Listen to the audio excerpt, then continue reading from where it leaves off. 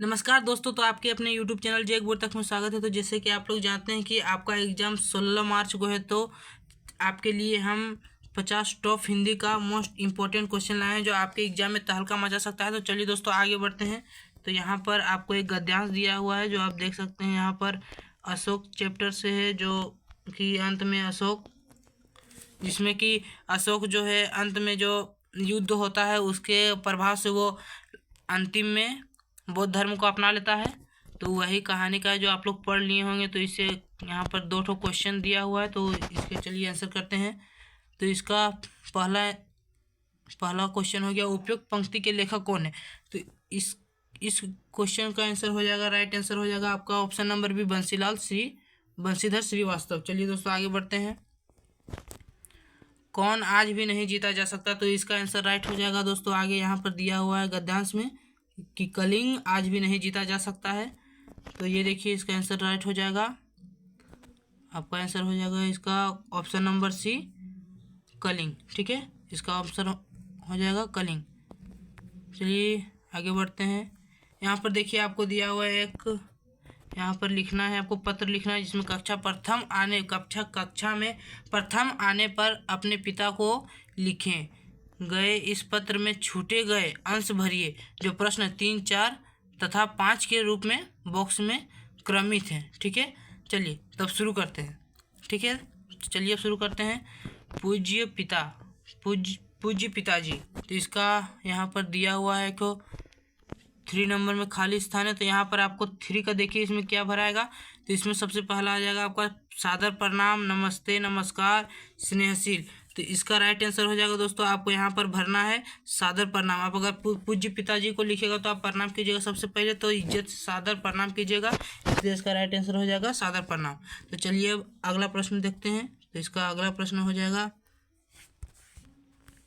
इसका अगला प्रश्न है कि यहाँ पर लिखा हुआ है, आज हमारे विद्यालय का वार्षिक परीक्षा का परिणाम घोषित हुआ है। आपको यह जानकर हार्दिक यहाँ पर प्रसन्नता होगी। ठीक है, यहाँ पर इसका आंसर हो जाएगा, यहाँ पर हार्दिक प्रसन्नता होगी। तो चलिए इसका ऑप्शन देखते हैं, ऑप्शन में क्या दिया हुआ है। इसका ऑप्शन में प्रसन्नता ये रहा, आपका राइट आंसर हो जाएगा दोस्तों बी नंबर, यहाँ पर हार्दिक प्रसन्नता होगी। ठीक है, तो चलिए अब आगे देखते हैं 5वां नंबर का। ठीक है दोस्तों, चलिए आगे 5वां नंबर का देखते हैं। यहाँ पर 5वां नंबर देखिए क्या लिखा है, माता जी को प्रणाम तथा छोटे भाई को प्यारा भरा। यहाँ पर भाई को, मतलब यहाँ पर अगर भाई को अपना दे रहा है तो यहाँ भाई को क्या हो जाएगा, यहाँ पर भाई को प्रणाम तो नहीं कर सकता है क्योंकि भाई तो छोटा है। यहाँ पर मार्गदर्शन तो नहीं बोल सकता है क्योंकि यहाँ पर मार्गदर्शन छूट नहीं खाएगा, यहाँ पर सूट नहीं खाएगा मार्गदर्शन। उसके बाद हार्दिक भी नहीं बोल सकता है क्योंकि हार्दिक भी यहाँ पर सूट नहीं खाएगा।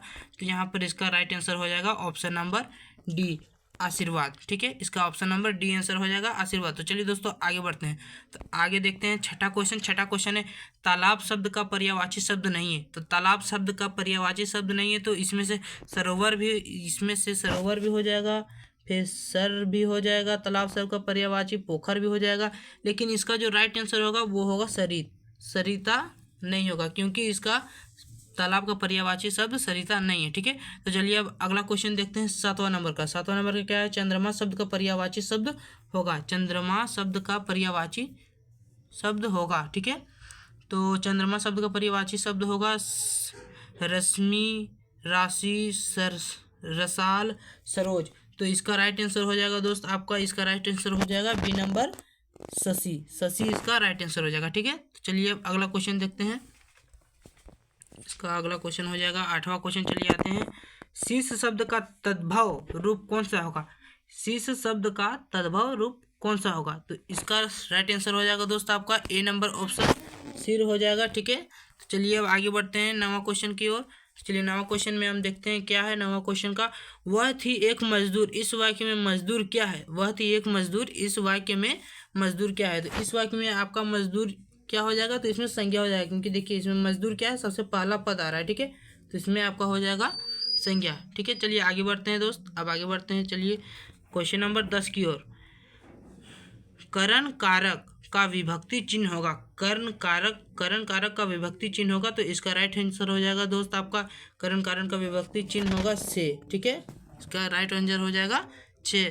चलिए अब आगे बढ़ते हैं। हंसते हुए मुख वाला शब्द समूह में समूह के बदले एक शब्द होगा। तो 11 का राइट आंसर हो जाएगा दोस्त आपका सी ऑप्शन नंबर हंसमुख। ठीक है, इसका राइट आंसर हो जाएगा सी, हंसमुख हो जाएगा। चलिए अब आगे बढ़ते हैं।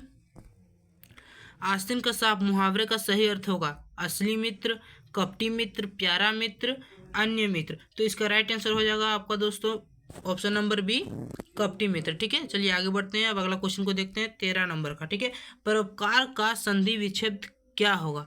परोपकार का संधि विच्छेद क्या होगा? तो इसका राइट आंसर हो जाएगा आपका ऑप्शन नंबर बी, पर जोड़ उपकार। क्योंकि अ और उ, देखिए इसका अंतिम जो पद आ रहा है वो अ और उ है, जो मिल करके ओ का निर्माण करता है, जो आप लोग संधि में पढ़े होंगे। ठीक है, चलिए अब अगले क्वेश्चन की ओर। इसका राइट आंसर हो जाएगा ऑप्शन नंबर बी। चलिए अगले क्वेश्चन की ओर ध्यान देते हैं। तो क्वेश्चन नंबर 14 आ गया है। खेलकूद किस प्रकार का समास है? खेलकूद किस प्रकार का समास है? तो इसका राइट आंसर हो जाएगा द्वंद्व। द्वंद्व हो जाएगा क्योंकि ये देखिए इसका द्वंद्व है, क्योंकि ये एक दूसरे के विपरीत है। ठीक है, खेलकूद यानी कि ये एक साथ आ रहा है। देखिए इसका जो बीच में जो डैश लगा है ना, ये इसको द्वंद्व होने का ये संकेत देता है। ठीक है ना, ये जो द्वंद्व है वह द्वंद्व होने का संकेत देता है। ठीक है, तो चलिए अगले क्वेश्चन की ओर ध्यान देते हैं। 15 क्वेश्चन। जय शब्द का विलोम क्या होगा? जय शब्द का विलोम आपका पराजय हो जाएगा, क्योंकि देखिए जय मतलब विजय होता है। ठीक है, और विजय का उल्टा क्या होगा? पराजय। ठीक ना, पराजय मतलब हार होता है। ठीक है, चलिए अगला क्वेश्चन की ओर ध्यान देते हैं। 16 नंबर। हाँ, 16 नंबर का क्वेश्चन क्या कह रहा है? कवि शब्द का स्त्रीलिंग रूप क्या होगा? कवि शब्द का स्त्रीलिंग क्या होगा? चलिए इसका राइट आंसर हो जाता है आपका ऑप्शन नंबर डी। ठीक है, ऑप्शन नंबर डी, कवियत्री। ठीक है, इसका ऑप्शन नंबर डी हो जाएगा, कवियत्री। चलिए अब अगले क्वेश्चन की ओर ध्यान देते हैं। 17 नंबर का। 17 नंबर का क्या होगा? मैं भी बहुत भयभीत था। इस वाक्य में प्रविशेषण क्या है? प्रविशेषण, इसमें जो विशेषण की भी विशेषता बतलाती है, इसमें भी प्रविशेषण किसे कहते हैं? जो कि विशेषण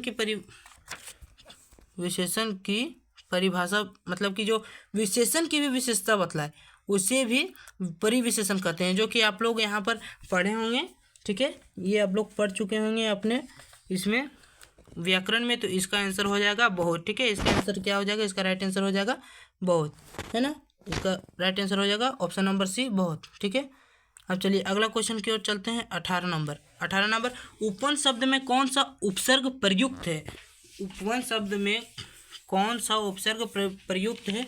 तो आपको अगर आप जानते हैं या नहीं जानते, फिर भी मैं बता देता हूँ कि उपसर्ग वैसा शब्द जो किसी भी शब्द के आगे लगकर उस शब्द का मीनिंग बदल देता है, यानी कि उसका अर्थ बदल देता है, वैसे शब्द को उपसर्ग कहते हैं। तो इसमें से उपवन, इसमें मूल शब्द क्या है? इसमें मूल शब्द है वन। तो इसमें आप देख सकते हैं इसमें क्या लगा हुआ है? तो इसमें लगा हुआ है उप, यानी कि ये जो उप है वो वन में, ये जो उप है वो वन में आगे लग गया है, इसलिए इसका अर्थ बदल गया। ठीक है, चलिए अगला क्वेश्चन की ओर ध्यान देते हैं, यानी कि इसका राइट आंसर हो जाएगा ऑप्शन नंबर सी।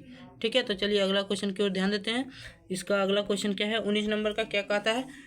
उपकार शब्द में किस उपसर्ग के संयोग से परोपकार शब्द बना है? उपकार शब्द में किस उपसर्ग के संयोग से? अभी हमने आपको बताया कि उपसर्ग किसे कहते हैं। तो यहाँ पर उपकार शब्द में किस उपसर्ग के संयोग से परोपकार, तो उपकार शब्द में आप किस शब्द को आगे जोड़िएगा कि उसमें परोपकार शब्द का निर्माण हो। ठीक है, तो इसका राइट आंसर हो जाएगा आपका बी नंबर। इसका राइट आंसर हो जाएगा बी नंबर। अगर आप पर के साथ, अभी हमने आपको बताया था कि अ और उ मिल कर के ओ का निर्माण करते हैं, इसी तरह पर में है, पर में लास्ट में आ जा रहा है आपका अ, और फिर इधर उपकार में आपका इधर आ जा रहा है उ। ठीक है, तो इसका राइट आंसर हो जाएगा पर। ठीक है, तो इसका राइट आंसर हो जाएगा ऑप्शन नंबर बी। ठीक, उसके बाद चलिए आपका 20 नंबर क्वेश्चन में जाते हैं।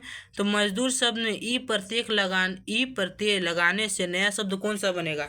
ठीक है, तो आपको प्रत्यय का मतलब समझा देते हैं। वैसा शब्द जो किसी मूल शब्द के अंत में जुड़कर उस शब्द का मतलब कि अर्थ को बदल देता है, उसे प्रत्यय कहते हैं। ठीक है, तो इसका राइट आंसर हो जाएगा आपका ऑप्शन नंबर ए, मजदूर। ठीक है, मजदूरी, क्योंकि मजदूर में ई जोड़िएगा तो आपका मजदूरी आंसर होगा। ठीक है ना, चलिए अब अगला क्वेश्चन की ओर ध्यान देते हैं। एक सेकेंड। हाँ, चलिए अगला क्वेश्चन की ओर ध्यान देते हैं। 21 नंबर। पुष्प की अभिलाषा कविता में पुष्प किसके प्रति समर्पित है? ठीक है, तो इसका राइट आंसर हो जाएगा आपका ऑप्शन नंबर ए। ठीक है, ऑप्शन नंबर ए, मातृभूमि और वीर के प्रति, क्योंकि ये पुष्प की अभिलाषा कविता में आपने पढ़ा होगा, तो इसमें मातृभूमि और वीर के प्रति पुष्प समर्पित होने का भाव व्यक्त करता है। ठीक है ना, तो चलिए आपका 22वां क्वेश्चन की ओर चलते हैं। तो 22वां क्वेश्चन क्या कहता है, छोटा जादूगर कहानी के कहानीकार कौन है, यानी कि इनके लेखक कौन है? तो इसके लेखक हो जाएंगे 22 नंबर का option number C right answer हो जाएगा, जयशंकर प्रसाद। ठीक है, तो चलिए अब अगले क्वेश्चन की ओर ध्यान देते हैं। हाँ, एक सेकेंड। हाँ, चलिए अगले क्वेश्चन की ओर ध्यान देते हैं। कार्निवल के मैदान का माहौल कैसा था? कार्निवल के मैदान का माहौल कैसा था? तो इसका राइट आंसर हो जाएगा खुशनुमा था। ठीक है, ऑप्शन नंबर ए खुशनुमा था। चलिए अगला क्वेश्चन की ओर ध्यान देते हैं। 24 नंबर में क्वेश्चन कहता है किसका ज्वर सबसे भयानक होता है? तो किसका ज्वर सबसे भयानक होता है? तो इसका राइट आंसर हो जाएगा दोस्तों आपके बीच ऑप्शन नंबर बी कुसंग। ठीक है, इसका आंसर हो जाएगा कुसंग। तो चलिए अब अगले क्वेश्चन की ओर ध्यान देते हैं। 25 नंबर का, किस अवस्था में मित्रता की धुन सवार रहती है? किस अवस्था में मित्रता की धुन सवार रहती है? ठीक है, तो इसका राइट आंसर हो जाएगा आपका ए ऑप्शन। ठीक है, युवावस्था में आप लोग जानते हैं कि दोस्ती कितना, मतलब दोस्ती को आप लोग ज़्यादा महत्व देते हैं युवावस्था में। ठीक है ना, तो चलिए अब अगले क्वेश्चन की ओर ध्यान देते हैं। 26 नंबर में क्या कहता है, चलने से पहले किसका अनुमान कर लेना चाहिए? तो चलने से पहले किसका अनुमान कर लेना चाहिए? पथ का, क्योंकि ये जो क्वेश्चन है यह पथ की पहचान से आया है, तो इसका राइट आंसर हो जाएगा ऑप्शन नंबर ए पथ का। ठीक है, चलिए अब अगले क्वेश्चन की ओर ध्यान देते हैं। बड़े भाई साहब पाठ में कनकौवे का क्या अर्थ है? बड़े भाई साहब पाठ में कनकौवे का क्या अर्थ है? तो इसका राइट आंसर हो जाएगा ऑप्शन नंबर बी पतंग। ठीक है, ऑप्शन नंबर बी। चलिए अगले क्वेश्चन की ओर ध्यान देते हैं। 28 का, मैदान के बीच में किसकी पताका फहरा रही है? ठीक है, किसकी पताका फहरा रही है? तो इसका राइट आंसर हो जाएगा आपका 28 का ऑप्शन नंबर ए मगध। ठीक है, आपका इसका राइट आंसर हो जाएगा मगध, क्योंकि ये मगध हो जाएगा। तो चलिए अब अगला क्वेश्चन की ओर बढ़ते हैं। 29वां। ठीक है, 29 में आपको क्या कहता है, बुढ़िया गांव के किस दिशा में रहती है? बुढ़िया गांव के किस दिशा में रहती है? ये क्वेश्चन मोस्ट इंपॉर्टेंट क्वेश्चन है, क्योंकि ये अगले साल भी पूछा गया था। यह क्वेश्चन मोस्ट इंपॉर्टेंट क्वेश्चन, क्योंकि ये अगले साल भी पूछा गया था। ठीक है, तो इसका राइट आंसर हो जाएगा पूरब की ओर। ठीक है ना, इसका राइट आंसर हो जाएगा पूरब की ओर। तो चलिए अब अगला क्वेश्चन की ओर ध्यान देते हैं। 30 का, किसका तन थक गया था? किसका तन थक गया था? तो इसका तीसरा का राइट आंसर हो जाएगा आपका ऑप्शन नंबर ए बुढ़िया का। ठीक है, ऑप्शन नंबर ए बुढ़िया का, क्योंकि बुढ़िया पूरा बूढ़ी हो गई थी। ठीक है, चलिए अगला क्वेश्चन की ओर ध्यान देते हैं। लेखक के घर के सामने किसका पेड़ था? लेखक के घर के सामने किसका पेड़ था? तो ये इसका राइट आंसर हो जाएगा आपका ऑप्शन नंबर बी अमरुद का। ठीक है, ऑप्शन नंबर बी अमरुद का। चलिए अब 32वां क्वेश्चन की ओर ध्यान देते हैं। कहाँ के अमरुद प्रसिद्ध हैं? कहाँ के अमरुद प्रसिद्ध हैं? ठीक है, तो इसका राइट आंसर हो जाएगा आपका ऑप्शन नंबर सी इलाहाबाद। ठीक है, ऑप्शन नंबर बी इलाहाबाद। ठीक है, चलिए अगले क्वेश्चन की ओर ध्यान देते हैं। क्वेश्चन नंबर 33वां। ठीक है, बस में यात्रा के समय लेखक के कितने बच्चे उनके साथ थे? बस में यात्रा के समय लेखक के कितने बच्चे उनके साथ थे? तो 33 का राइट आंसर हो जाएगा आपका ऑप्शन नंबर बी 3 बच्चे उनके साथ थे। ठीक है, उसके बाद चलिए अब 34 क्वेश्चन की ओर। बस के यात्रियों ने कैसी बातें शुरू कर दी? बस के यात्रियों ने कैसी बातें शुरू कर दी? मोस्ट इंपॉर्टेंट क्वेश्चन है। ठीक है, तो चलिए इसका राइट आंसर हो जाएगा आपका 34 का ऑप्शन नंबर है तरह तरह के, मतलब वो तरह तरह की बातें शुरू कर दी। ठीक है, चलिए 35वां क्वेश्चन को देखते हैं। 35 क्वेश्चन क्या कहता है, भरत ने राम से क्या आग्रह किया? भरत ने राम से क्या आग्रह किया? तो आपका इसका राइट आंसर हो जाएगा वापस चलने का, क्योंकि भरत राम जी को वापस लाने के लिए गए थे, लेकिन राम जी ने उन्हें अपने खड़ाव दे करके वापस भेज दिया था। ठीक है, तो चलिए आपका option number A right answer हो जाएगा। चलिए आप क्वेश्चन नंबर 36 में चलते हैं। तो इसका क्या कहता है, मिथिलेश किसे कहा गया है? तो इसका राइट आंसर हो जाएगा मिथिलेश जनक को कहा गया है। ठीक है, इसका राइट आंसर हो जाएगा जनक, ऑप्शन नंबर बी। चलिए अब अगले क्वेश्चन 36 नंबर के 36 हो गया। चलिए 37 नंबर क्वेश्चन की ओर ध्यान देते हैं। तो 37 नंबर क्या कहता है, झारखंड के 2 सपूत पाठ में किस क्षेत्र की चर्चा की गई है? तो इसका राइट आंसर हो जाएगा ऑप्शन नंबर ए। अगर ये झारखंड बोल रहा है तो जाहिर सी बात है कि इसका आंसर है झारखंड होगा, क्योंकि ये झारखंड के सपूत की बात कर रहा है। तो झारखंड की बात कर रहा है तो ये झारखंडी क्षेत्र में ना होगा, ठीक है। तो इसका राइट आंसर हो जाएगा ऑप्शन नंबर ए, ठीक है। तो चलिए अब 38वां नंबर क्वेश्चन में चलते हैं। तो ये क्या कहता है, रामनारायण सिंह का जन्म कब हुआ था? ठीक है, रामनारायण सिंह का जन्म कब हुआ था? तो इसका राइट आंसर हो जाएगा आपका ऑप्शन नंबर सी, 1885 में। 1885 में, याद रखिएगा, ठीक है। चलिए अब 39वां क्वेश्चन की ओर ध्यान देते हैं। इसका क्या कहता है, 39वां क्वेश्चन की ओर ध्यान देते हैं। ये क्या कहता है, बस को कंपनी के हिस्सेदार कैसा बता रहे थे? बस को कंपनी के हिस्सेदार कैसा बता रहे थे? तो इसका राइट आंसर हो जाएगा option number A, first class. लेकिन वो था पूरा खटारा, ठीक है, पूरा खटारा था। चलिए अब चलते हैं 40वां नंबर क्वेश्चन की ओर। तो ये क्या कहता है, हुंडरू जल प्रपात का पानी कितना फुट से नीचे गिरता है? यानी कि इसका जो ये पूछ रहा है, ये थोड़ा क्वेश्चन को घुमा दिया है। इसका मतलब पूछने का ये मतलब है कि हुंडरू जल प्रपात की ऊंचाई कितनी है, ठीक है। तो इसी क्वेश्चन को घुमा दिया। तो इसका राइट आंसर हो जाएगा आपका ऑप्शन नंबर बी, 243, ठीक है। इसका राइट आंसर हो जाएगा आपका ऑप्शन नंबर बी, 243। रात के सन्नाटे में कौन रोती है? रात के सन्नाटे में कौन रोती है? तो इसका राइट आंसर हो जाएगा नदिया, ठीक है। नदिया रोती है, ओके। चलिए तो अब अगले क्वेश्चन की ओर ध्यान देते हैं। 42वां क्वेश्चन, गुरु शिष्य हिंदी साहित्य की कौन सी विधा है? गुरु शिष्य जो है वो हिंदी साहित्य की कौन सी विधा है, ठीक है, कौन सी विद्या है? तो इसका राइट आंसर हो जाएगा ऑप्शन नंबर डी, संस्मरण, ठीक है। ये याद करके लिखा गया है, ओके, ये याद करके लिखा गया है। चलिए अगले क्वेश्चन की ओर ध्यान देते हैं।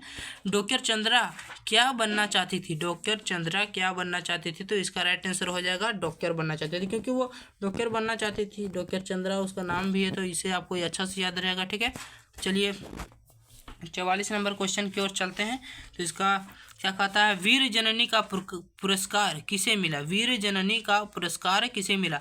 तो इसका राइट आंसर हो जाएगा आपका option number B, option number B, ठीक है। ऑप्शन नंबर बी में क्या है, तो डॉक्टर चंद्रा की माँ को, ये जननी बोल रहा है, तो यहाँ पर जननी तो माँ ही होती है, तो यहाँ पर पिता तो होगा नहीं, डॉक्टर चंद्रा तो होगी नहीं, क्योंकि ये तो डॉक्टर बनना चाहती थी। दादाजी तो होंगे नहीं, क्योंकि ये तो पुरुष है, ठीक है। तो इसका राइट आंसर हो जाएगा option number B, doctor Chandra की माँ, ओके। चलिए अब अगला पुरस्कार, अगला क्वेश्चन देखते हैं। अगला क्वेश्चन क्या कहता है, 45वां, डॉक्टर चंद्रा को किस बीमारी ने गर्दन के नीचे का पूरा शरीर निर्जीव कर दिया था? मतलब कि डॉक्टर चंद्रा को किस बीमारी ने गर्दन के नीचे का शरीर पूरा एकदम निर्जीव कर दिया था? मतलब उनका जो शरीर था वो गर्दन से नीचे पूरा पैरालाइज हो गया था, ठीक है, मतलब पैरालाइज हो गया था, मतलब काम नहीं करता था, ठीक है। तो इसका राइट आंसर हो जाएगा पोलियो, उनको पोलियो बीमारी ने जकड़ लिया था, ठीक है। चलिए अगले क्वेश्चन की ओर ध्यान देते हैं। 46 नंबर क्वेश्चन। तो इसका 46 नंबर क्वेश्चन क्या कहता है, किसके घर में खुशी का माहौल था? किसके घर में खुशी का माहौल था? इसका राइट आंसर हो जाएगा शुभांगी का घर में खुशी का माहौल था, ठीक है। इसका राइट आंसर हो जाएगा ए नंबर ऑप्शन, ठीक है। चलिए अगले क्वेश्चन की ओर ध्यान देते हैं। 47 नंबर, शुभांगी के पिता आंगन में बैठकर क्या पढ़ रहे थे? तो शुभांगी के पिता आंगन में बैठकर क्या पढ़ रहे थे? तो इसका राइट आंसर हो जाएगा ऑप्शन नंबर बी, समाचार पत्र, क्योंकि पहले ज़माने के लोग आंगन में बैठकर समाचार ही पत्र पढ़ सकते हैं, ठीक है ना। तो चलिए अगला क्वेश्चन की ओर ध्यान देते हैं। तो इसका 48वां क्वेश्चन क्या कहता है, इसका 48वां क्वेश्चन कहता है, तालाब बांधता धर्म स्वभाव के रचनाकार कौन है? यह एक पाठ है, ठीक है। तालाब बांधता धर्म स्वभाव के रचनाकार कौन है? तो यह एक पाठ है जिसका लेखक के बारे में पूछ रहे हैं, लेखक कौन है? तो इसका राइट आंसर हो जाएगा option number A, Anupam Mishra, ठीक है, अनुपम मिश्र। चलिए अब इसका अगला क्वेश्चन देखते हैं 49 नंबर का। ये क्या कहता है, बिहार के किस इलाके में अकाल के समय गाँवों ने मिलकर 63 तालाब बनवाए थे? क्या कह रहा है, बिहार के किस इलाके में अकाल के समय गाँव ने मिलकर 63 तालाब बनवाए थे? तो इसका राइट आंसर हो जाएगा 49 का ऑप्शन नंबर डी, मधुबनी ने, ठीक है। इसका राइट आंसर हो जाएगा ऑप्शन नंबर बी, मधुबनी, ठीक है। चलिए अगले क्वेश्चन की ओर बढ़ते हैं, जो कि इस वीडियो का अंतिम क्वेश्चन है, 50 नंबर, ठीक है। तो चलिए आगे बढ़ते हैं। छेरा छेरा त्यौहार किस राज्य में मनाया जाता है। ये जो छेरा छेरा त्यौहार है वह किस राज्य में मनाया जाता है, तो इसका राइट आंसर हो जाएगा छत्तीसगढ़। क्योंकि इसको याद रखिएगा क्योंकि ये आसान से याद हो जाएगा। देख लीजिए छेरा छेरा, छः से छेरा छेरा, छः से छत्तीसगढ़, ठीक है, ये आराम से आपको याद हो जाएगा, इसके कोई दिक्कत नहीं है। छेरा छेरा किस त्यौहार किस राज्य में मनाया जाता है, तो इसका राइट आंसर हो जाएगा ऑप्शन नंबर बी, ठीक है। तो आपको अगर ये वीडियो से अगर एक जरा भी नॉलेज मिला हो या फिर आपको इससे थोड़ा भी पढ़ने में मज़ा आया हो तो आप इस वीडियो को लाइक करें, सब्सक्राइब करें और ज़्यादा से ज़्यादा अपने दोस्तों को शेयर करें, जिससे वह भी अपने एग्ज़ाम में कुछ अच्छा प्रदर्शन कर सके, ठीक है। तो चलिए अब मिलते हैं अगले वीडियो में। तो लाइक करें, सब्सक्राइब करें, ठीक है।